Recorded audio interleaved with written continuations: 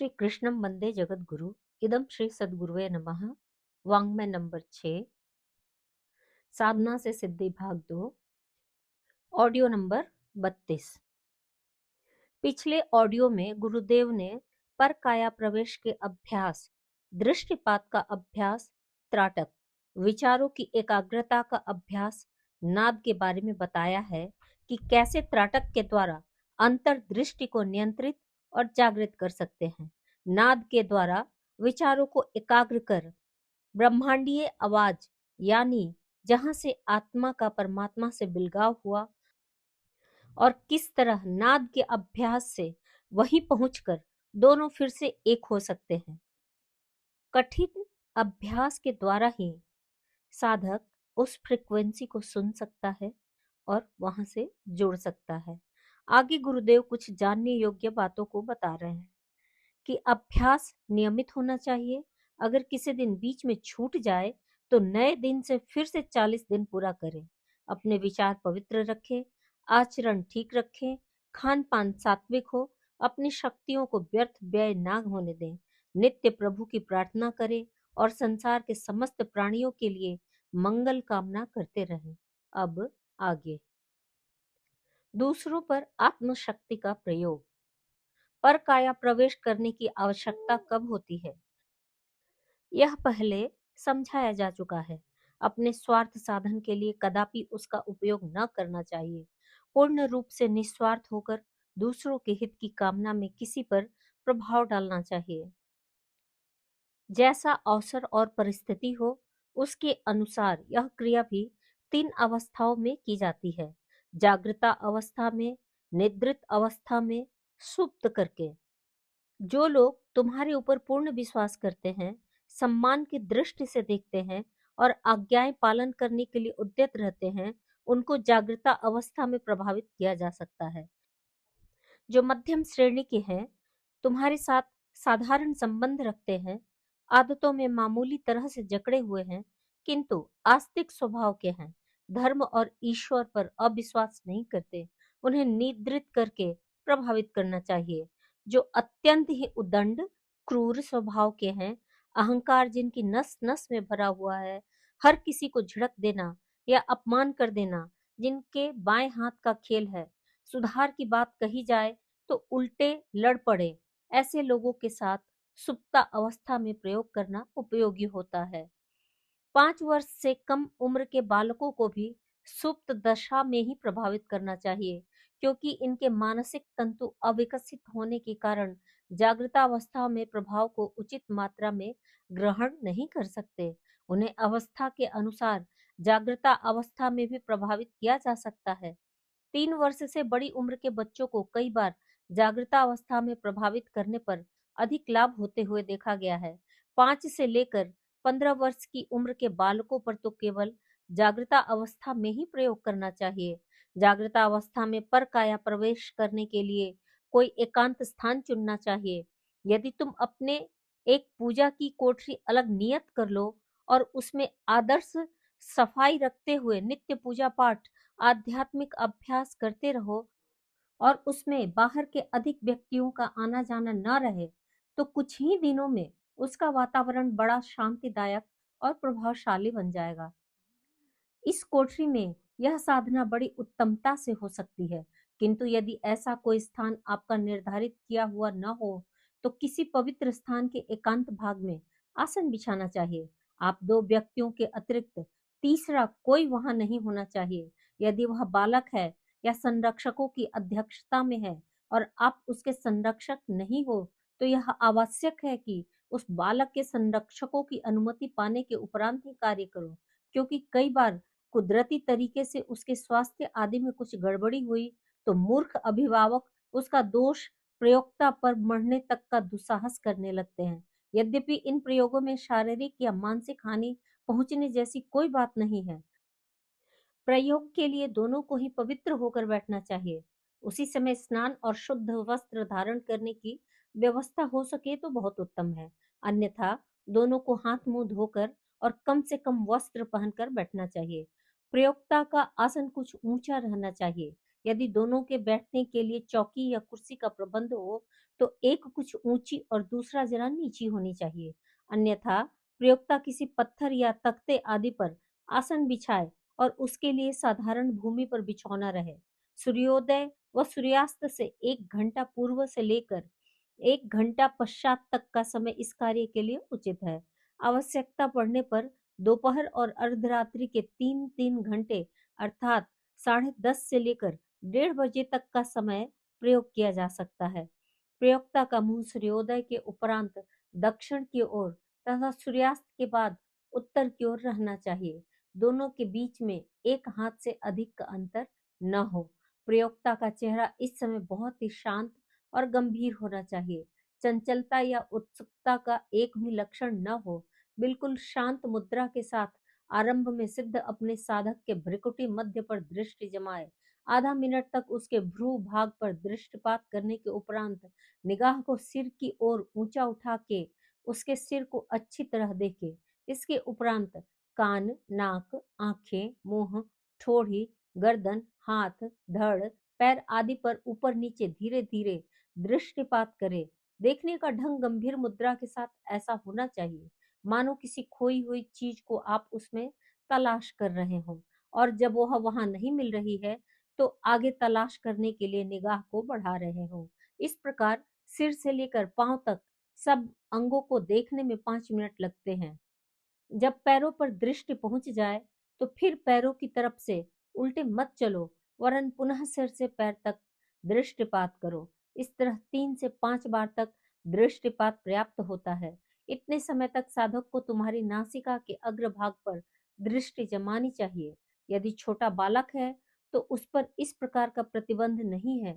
वह अपने आप आसन पर बैठ भी नहीं सकेगा, इसलिए वह किसी दूसरे की गोद में होना चाहिए, और जिसकी गोद में हो उसके सब अंग कपड़े से ढके हुए हों, ताकि प्रयोक्ता की नजर बालक को छोड़कर उस पर भी न पहुंच जाए, क्योंकि ऐसा करने से उसकी शक्ति बढ़ जाएगी और बालक पर प्रभाव कम पड़ेगा। दृष्टिपात करते समय प्रयोक्ता को अपने मन में प्रेम की भावनाओं को अधिकाधिक चैतन्य करना चाहिए, मानो साधक के ऊपर दृष्टि मार्ग द्वारा प्रेम की अमृत वर्षा की जा रही है। प्रेम वह रहस्यमय दिव्य रस है जो एक हृदय से दूसरे को जोड़ता है। यह एक अलौकिक शक्ति संपन्न जादू भरा मरहम है, जिसे लगाते ही सब कोढ़ खाज अच्छे हो जाते हैं और बेचैनी के स्थान पर शांति प्राप्त होती है। ऐसा विचार करो मानो उस व्यक्ति के लिए आपके हृदय में प्रेम उमड़ा पड़ रहा है और अपनी भुजाएं पसार कर उसे प्रेम पाश में आबद्ध कर रहे हो। यह प्रेममयी भावनाएं जितनी ही उच्च कोटि की गहरे अंतःकरण से निकली हुई और पवित्र होगी, उतनी ही अधिक उनमें शक्ति होगी। यह शक्ति संपन्न विचार किरणें अज्ञात रूप से उस व्यक्ति के गुप्त अंतःकरण में प्रवेश करेंगी और उसे खींचकर आपके विचारों की छाया में लाने का प्रयत्न करेंगी। प्रेम भावना के साथ दृष्टिपात करने से साधक को बड़ी शांति मिलती है। अपने से कुछ प्रवेश होता हुआ वह अनुभव करता है और कभी-कभी तो उसे कपकपी या रोमांच होने की अनुभूति होती है। करीब 15 मिनट दृष्टिपात करने के उपरांत उससे आधे समय तक मार्जन करना चाहिए। मार्जन करने की विधि यह है कि बाएं हाथ की हथेली पर जितनी आसानी से आ सके उतना ही शुद्ध जल भर लो। गंगा जल मिल सके तो और भी उत्तम है। इसमें दाहिने हाथ की तर्जनी और मध्यमा उंगलियों के पोरुओं डुबाओ और इस मंत्र को मन ही मन गुनगुनाओ। आप अनुभव करने लगे हो कि वह परम आत्मा आपकी आत्मा में व्याप्त है और यह शरीर ईश्वर का पवित्र मंदिर है। आपका हृदय सर्वदा सत्यनिष्ठ और पवित्र है। अब आप जाग उठे हो और दुनिया के सामान्य शुद्र विचारों से ऊपर उठ गए हो। छोटी छोटी क्षुद्र बातों में आप अपना अमूल्य जीवन नष्ट नहीं करते। आपने अपने जीवन का लक्ष्य स्थिर कर लिया है। अब संसार के प्रलोभनों में नहीं खींच सकते। मानसिक पीड़ाएं अब आपको नहीं सता सकती। काम, क्रोध, लोभ, मद, मोह, मत्सर, षड रिपु अब आपको व्यथित नहीं कर सकते। आपके हृदय की समस्त बुरी वृत्तियां नष्ट हो चुकी हैं और शुभ वृत्तियां जागृत हो रही हैं।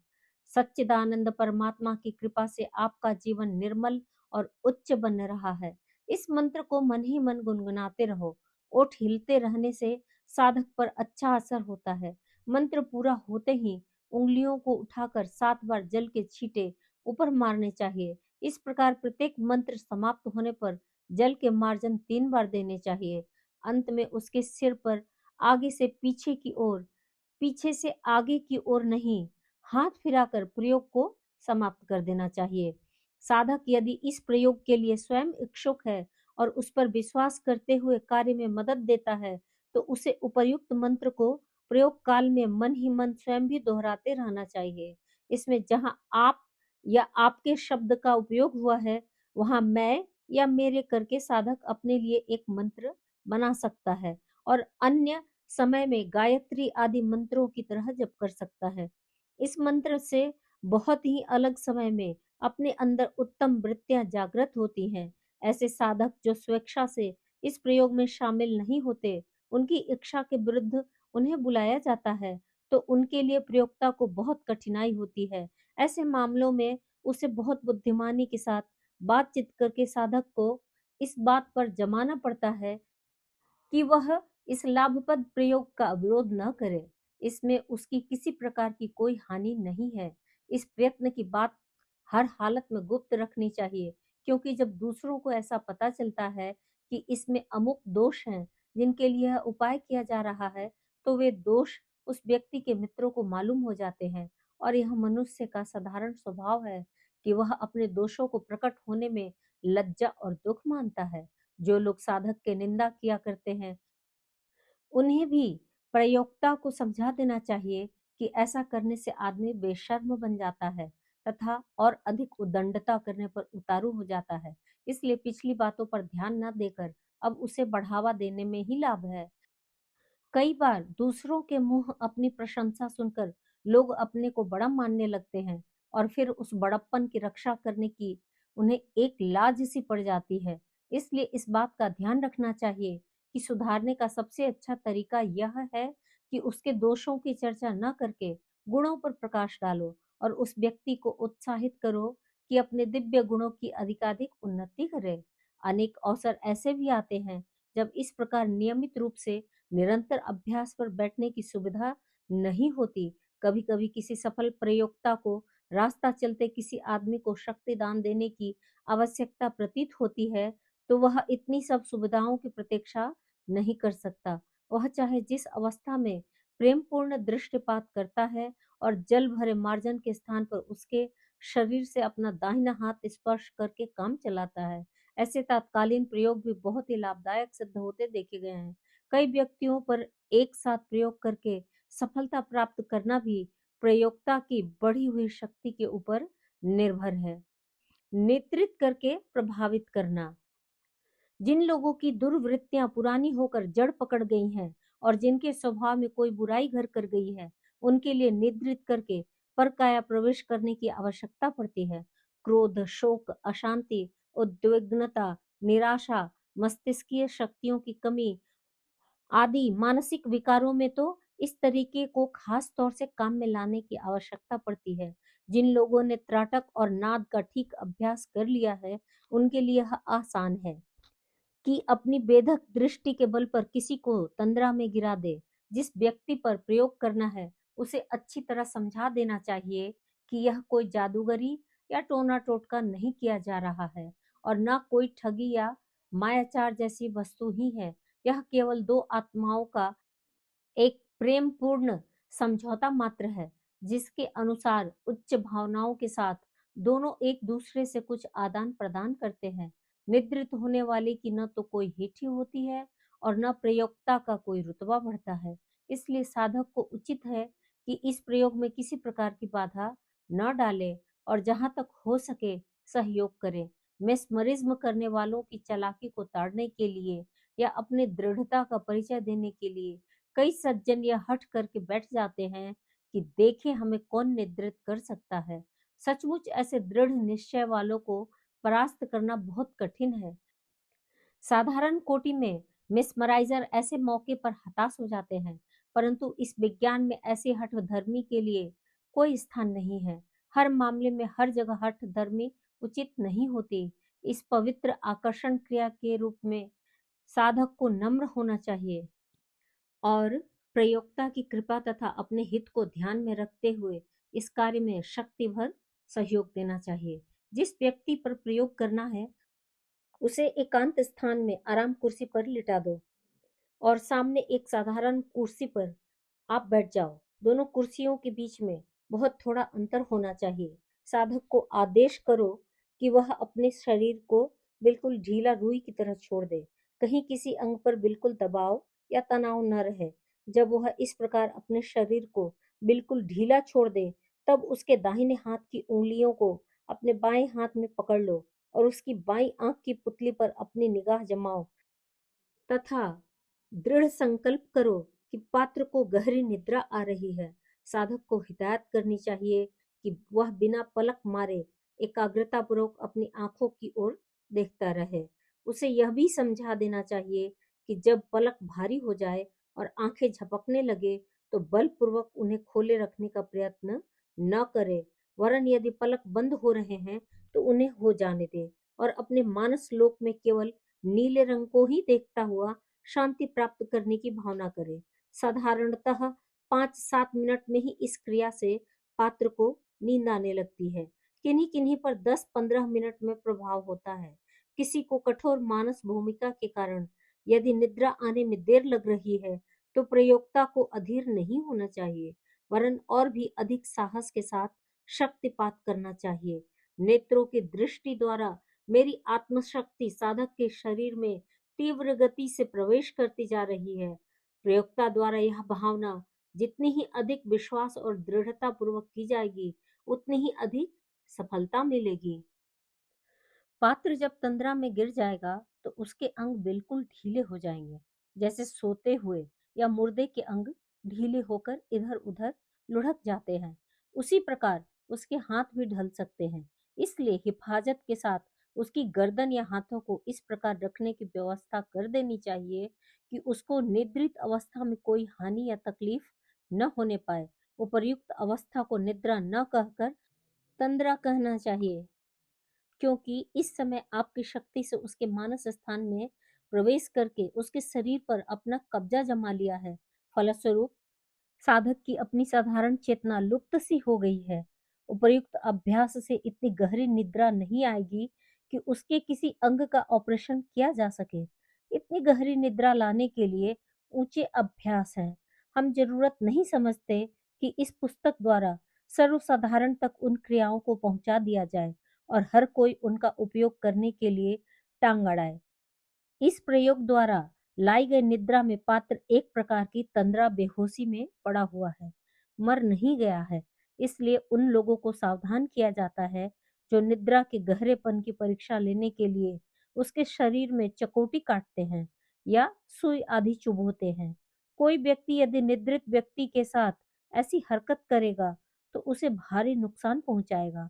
निद्रित अवस्था में तो पात्र को अधिक से अधिक आराम देने की और मौसम के अनुसार उसके लिए पंखे आदि की व्यवस्था करनी चाहिए। प्रयोग करते समय पात्र के हाथों को प्रयोक्ता ने अपने हाथों में पकड़ रखा था। तंद्राग्रस्त हो जाने पर उन्हें छोड़कर उसी की गोदी में रख देने चाहिए। अब शक्ति प्रवेश की भावना के साथ पुतली पर बेधक दृष्टि डालने की जरूरत नहीं है, क्योंकि इस क्रिया का जो उद्देश्य था वह पूरा हो चुका। आपके शक्ति पात्र के शरीर में भरपूर प्रवेश करके उस पर अपना अधिकार जमाए हुए है। अब आपको वह काम करना है जिससे आपके शुभ संकल्प उसके सुप्त मन पर गहरे अंकित हो जाएं और वह उन्हें अपने अंदर धारण कर ले। इस बात में तो कोई संदेह ही नहीं कि किसी स्थान पर कोई वस्तु रख देने पर उससे पूर्व की रखी हुई वस्तु अपने आप हट जाती है। जैसे किसी ग्लास में पानी भर दिया जाए तो उससे पूर्व उसमें जो हवा भरी हुई थी वह अपने आप हट जाएगी। शुभ विचार भर जाने पर नीच वृत्तियां अपने आप हट जाती हैं। उसी प्रकार आपकी मानसिक सहायता पहुंचने पर उसकी मानसिक शक्तियों को बल मिलेगा और वे जागृत होकर अपनी उन्नति करती हुई ठीक प्रकार से काम करती हुई दिखाई देंगी।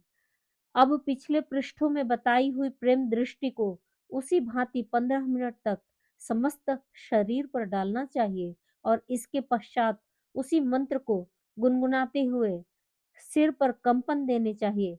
कंपन हाथ को इस प्रकार कुछ देर तक लगातार कंपित रखते हैं, मानो विद्युत गति या किसी मंत्र से उसे थरथराया जा रहा है। यही कंप उपचार है। किसी पतले बेत को एक बार जोर से फटकार दो, तो वह कुछ देर तक कंपकपाता रहता है। घड़ियाल पर हथौड़ी मारने पर टन की आवाज होती है और तदुपरांत वह कुछ क्षण कांपती रहती है। यही क्रिया हाथ की होनी चाहिए।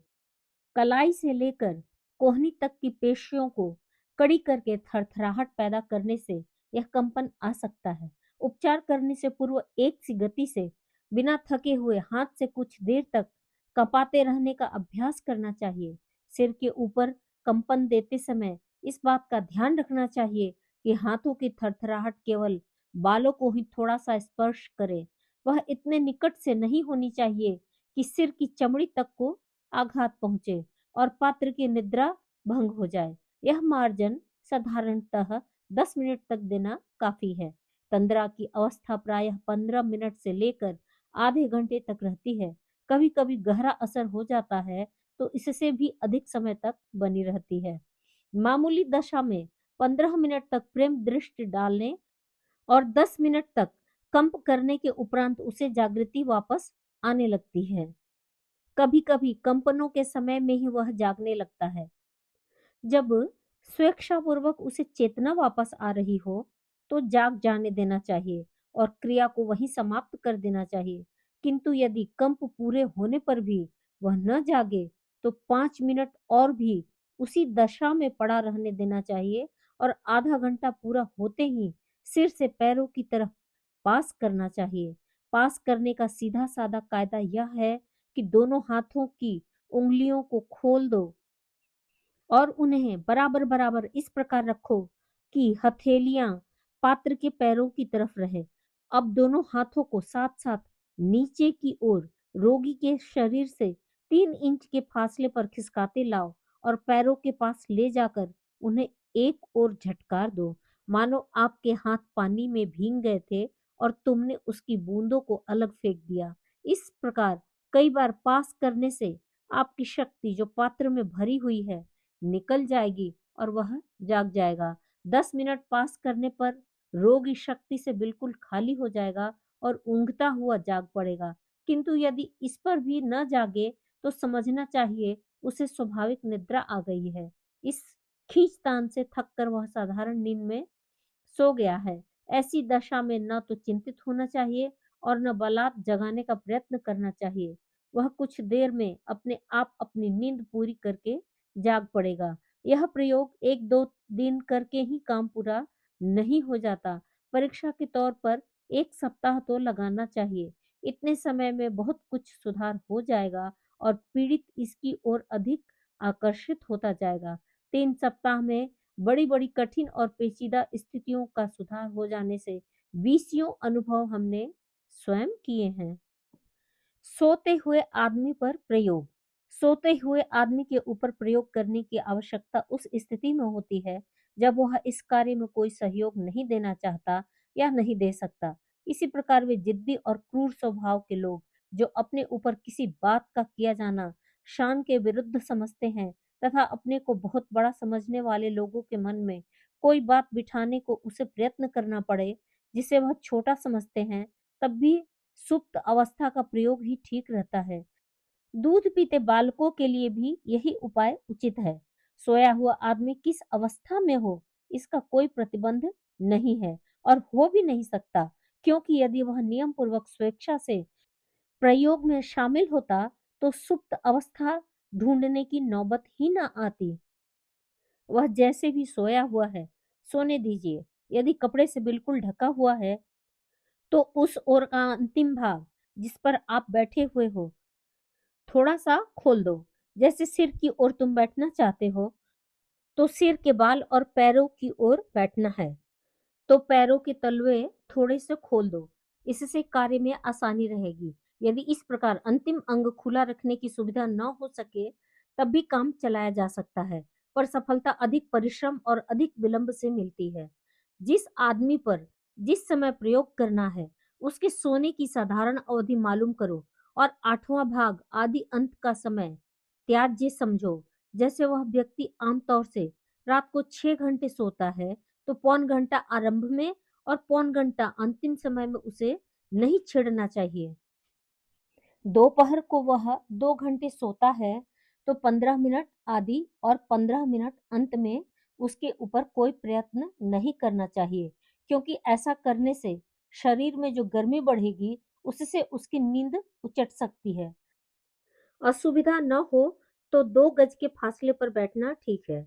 इससे निकट रहना और भी अच्छा है, किंतु यदि अधिक दूर रहना अभीष्ट हो, तो अधिक से अधिक 10 गज की दूरी तक यह प्रयोग हो सकता है। अधिक दूरी रहने की दशा में पानी में भींगे हुए एक सूत्र को सोने वाले के उन वस्त्रों से संबंधित कर देना चाहिए, जो उसके शरीर को छूते हैं। इस सूत्र का दूसरा सिरा प्रयोक्ता के पास तक पहुंचना चाहिए। इस सूत्र के द्वारा 5 गज दूर रहते हुए भी शरीर तक संबंध हो जाता है।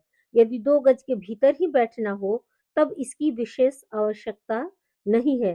प्रयोग के लिए खुली हुई जमीन पर कभी मत बैठो, क्योंकि पृथ्वी की आकर्षण शक्ति तुम्हारे बढ़ाए हुए बल को खींचकर छूछ कर देगी। हमेशा कुर्सी, चौकी, तख्ता या आसन आदि बिछाकर बैठना चाहिए। मुहपात्र की ओर रहे। यदि भीगे हुए सूत्र का प्रयोग करना पड़ रहा है, तो उसका अंतिम भाग अपने दाहिने हाथ की मुट्ठी में दबाए रहो। अब आपको वज्र यानी श्वास प्रहार द्वारा काम लेना होगा। उसकी विधि इस प्रकार है। मेरुदंड को सीधा रखकर बैठो और मुंह अच्छी तरह बंद कर लो, ताकि उसमें ही श्वास का आना जाना न हो। अब नाक द्वारा श्वास लेने छोड़ने की क्रिया जल्दी जल्दी करो, मानो धक धक करता हुआ रेल का इंजन चल रहा हो। इस प्रकार श्वास पूरी नहीं ली और छोड़ी जा सकेगी, वरन थोड़ी सी वायु भीतर पहुंचेगी और फौरन ही झटके के साथ निकाल दी जाएगी। यह श्वास लेने छोड़ने की क्रिया जितनी जल्दी हो सके करनी चाहिए। करीब आधा मिनट इसे करने पर वायु की रगड़ से फेफड़े तथा शरीर के अन्य भीतरी अंगों में घर्षण होने लगेगा। दो वस्तुएं रगड़ने पर विद्युत प्रवाह तेजी से बहने लगता है। यदि तुम अपनी हथेलियों को कुछ देर तक बराबर रगड़ोगे, तो वे गर्म हो जाती हैं। इसी प्रकार श्वास की रगड़ मस्तिष्क, कंठ, फेफड़े, हृदय आदि अंगों में लगेगी। इससे उनके अंदर रहने वाली साधारण विद्युत और गुप्त दैवी शक्तियां उत्तेजित होकर वायु के साथ मिल जाएंगी। इस वज्र यानी श्वास प्रहार के साथ मन ही मन हुम शब्द दोहराना चाहिए। महर्षि नागार्जुन ने शरीर के अंदर विभिन्न अवस्थाओं में विभिन्न प्रकार के होने वाले शब्दों का ज्ञान प्राप्त करके बताया है। इस प्रहार के समय मांसपेशियों और स्नायु तंतुओं की घिसावट से एक प्रकार की सूक्ष्म आवाज आती है, जो हुम शब्द से मिलती जुलती होती है। यदि इसी शब्द को मन में मंत्र की तरह जपा जाए, तो वह ध्वनि अधिक तीव्र होकर श्वास को विशेष शक्तिशाली बना देती है। इसी घर्षण के समय मन की भावनाएं आत्मशक्ति को चैतन्य करने पर केंद्रित रहनी चाहिए। प्रायः आधा मिनट श्वास घर्षण करने के बाद एक लंबी श्वास खींचनी चाहिए। जितनी अधिक हवा पेट में भर सको भर लो। अब फूंक मारने के लिए मुंह को सिकोड़ो। बहुत ही पतली फूंक यदि दूर तक फेंकना चाहो, तो यह काम पूरा मुंह खुला रखने से नहीं हो सकता, वरन उसके लिए ओठों को ऐसे सिकोड़ना होगा जैसा वंशी या सीटी बजाने के लिए सिकोड़ते हैं।